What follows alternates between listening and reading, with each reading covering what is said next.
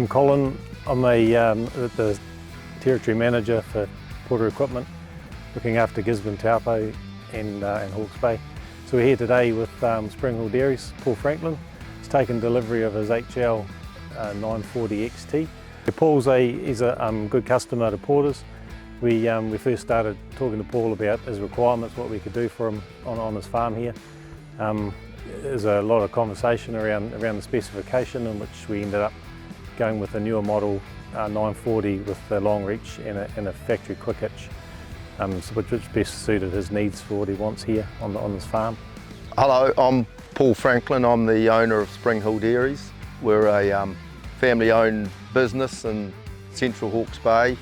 We have 3 dairy farms and milk approximately 4,500 cows. I've just taken delivery of a Hyundai HL940 Extra Reach. Some days we're loading 30 tonne wet.